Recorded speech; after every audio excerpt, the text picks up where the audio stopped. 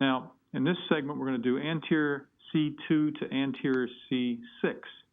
And these tender points are located along the anterior lateral edge of the rudimentary transverse processes. So what we need to do is sort of follow this sternocleidomastoid and get a little bit in front of it and kind of push it away and then get the transverse processes. Now, the interesting thing about these transverse processes is they tend to be very tender anyway. So be careful that you don't push too hard.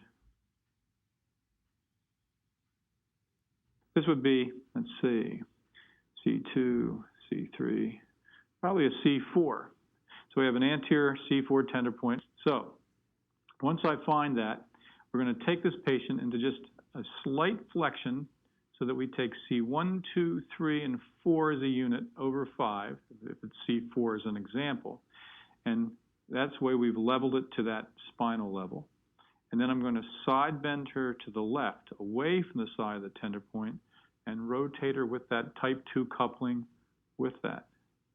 And when I can feel the tissues start to relax a little bit, I'm going to recheck and see if that original tender point that I would have leveled for the patient as a 10, or registered as a 10, has begun to decrease. Does that feel any better? Okay, and what your goal is to get to a point, sometimes the rotation and the fine-tuning with the side bending, you can feel with your palpating finger, the tissue relax, and sometimes you just have to ask the patient. So now let's assume that this is close to 0.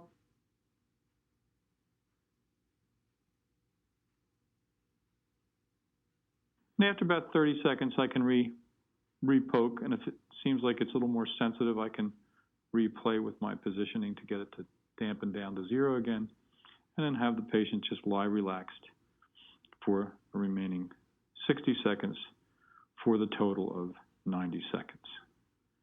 After 90 seconds, we're going to slowly bring the patient back to a nice path of least resistance, back to the original neutral position, not removing the finger, and I have my finger still in that transverse process. Give it a little poke again, and hopefully it's now improved from that original 10.